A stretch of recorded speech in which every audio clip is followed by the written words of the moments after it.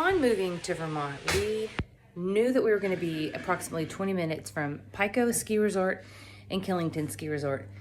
Kyle and I used to be avid skiers before we had kids. Now, you do the math, that was like 19 years ago.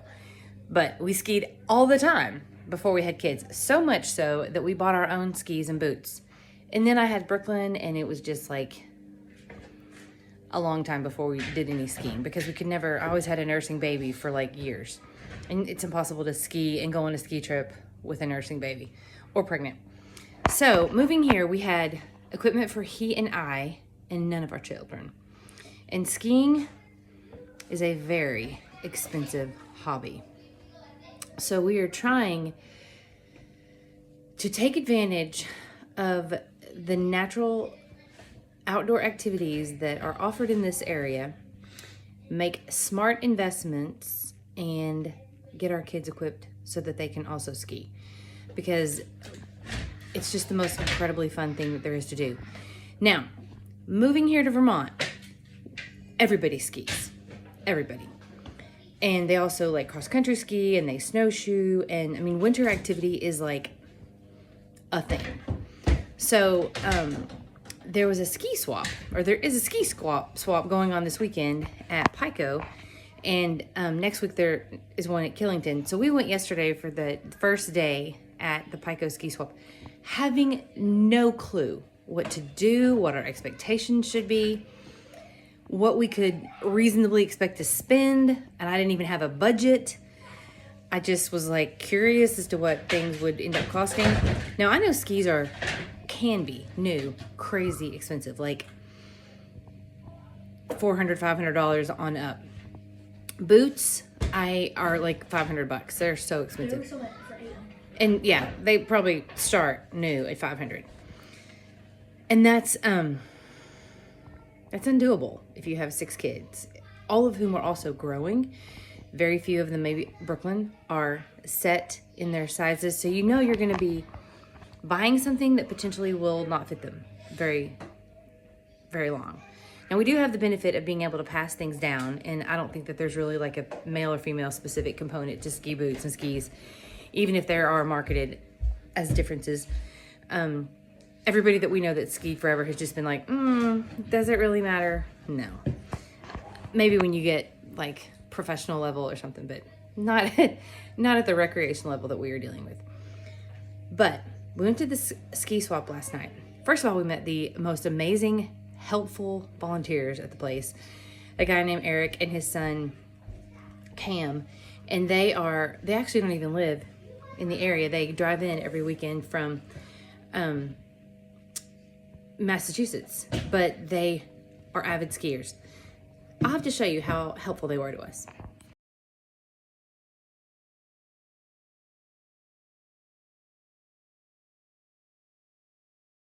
Okay, so we ended up finding a whole bunch of poles. All of the poles were like $5 or $10. They did have more expensive ones, but we just got the $5 or $10 ones. We got a pair of skis for Wyeth. No, these are Brooklyn. Brooklyn for $50.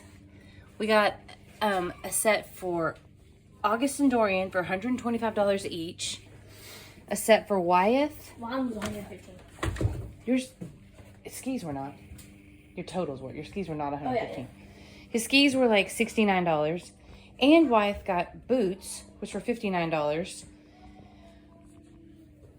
So we ended up spending a grand total of $525 on 4 sets of skis and 6 sets of poles and a pair of ski boots. That's literally unheard of to buy all these things. So we still need a lot of things. We still need, I have skis, August has skis, Brooklyn now has skis, August and Dorian have skis, Wyeth has skis.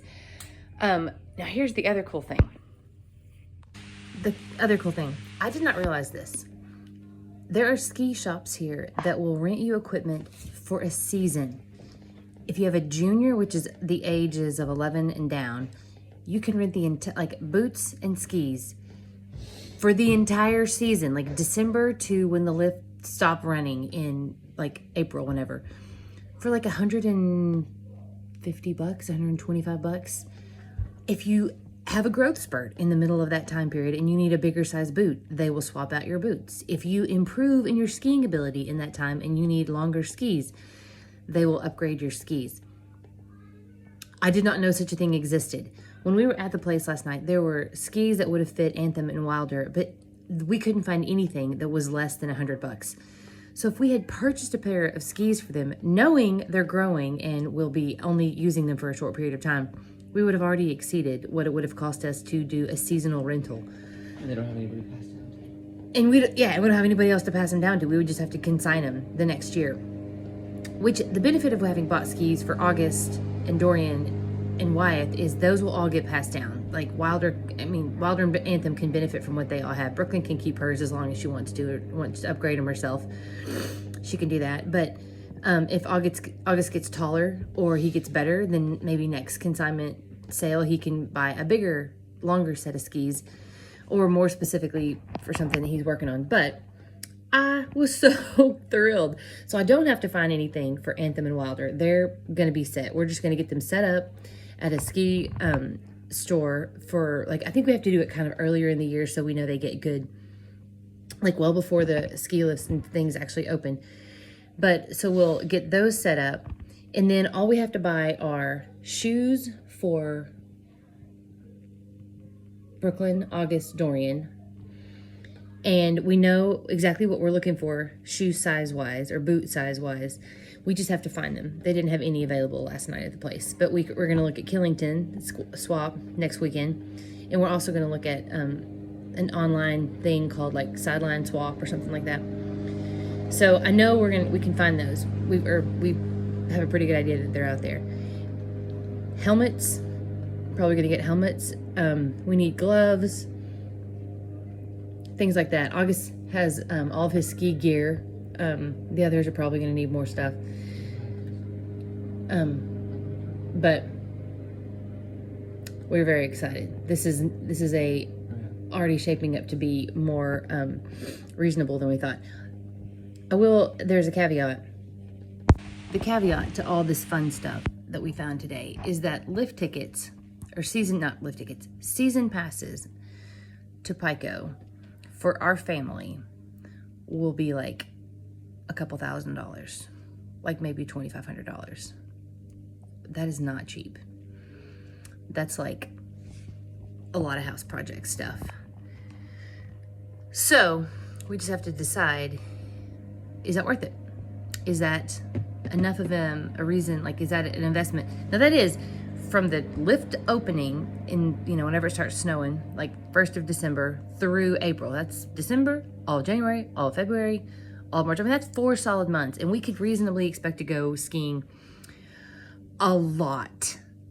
And the other benefit of having a season pass is you don't feel constrained to go and spend your entire day there because you have purchased a day pass. You can go for like 2 hours.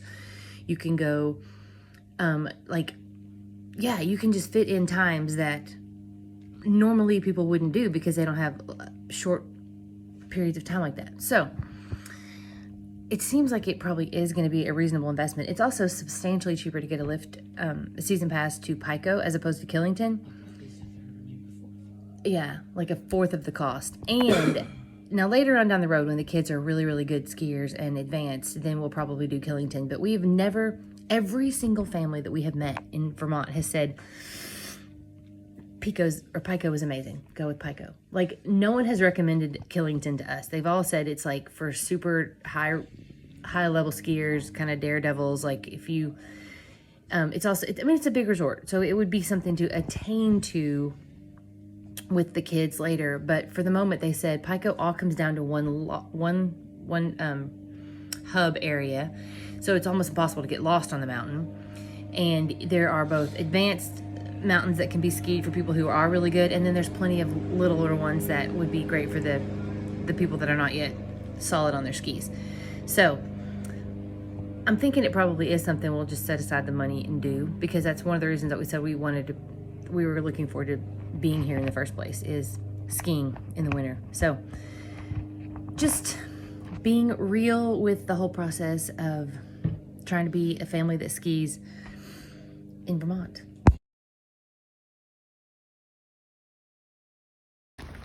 never worn them. You got that thing in the seat right there.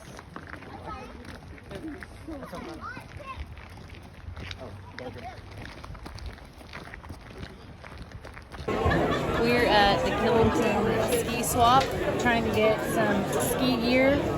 I just found a pair of awesome Stio pants for 150 bucks. But they're extra large and I'm pretty sure they would swallow me whole. This is where we got, not this exactly, we went to Pico last week and got a bunch of skis for everybody and poles, and right now the boys are in a different room trying to find ski boots. So this is like an incredible resource. This is actually the shop side. There's a consignment side in the other one, which we're gonna go check out in a second, but it's such a cool thing to get ready for ski season. Which one? Do I have one? Last weekend, we went to the Killington ski swap and we're hopefully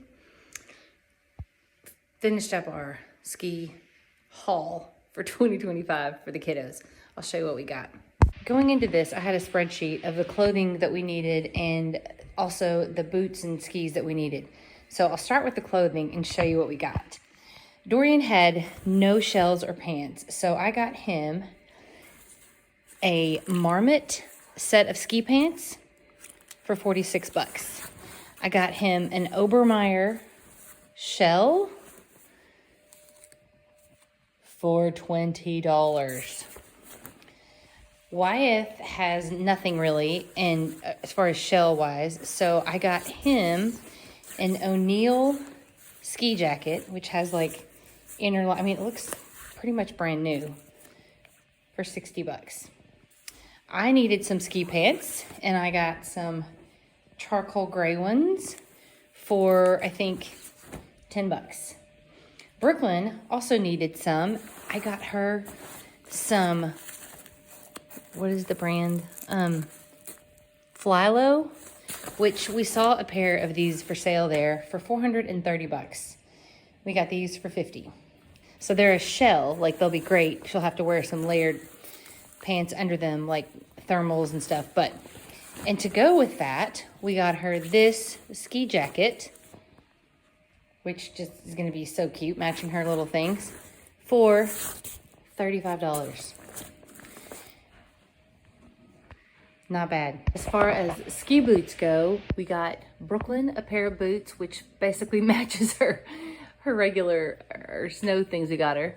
We got Dorian and August a pair of boots, and then those were Wyatt's that we already had, and mine and Kyle's, which we already had. I think those boots were between $35 and $50 a pair. So all in total, at the Killington ski place, we spent, I think, 320 bucks.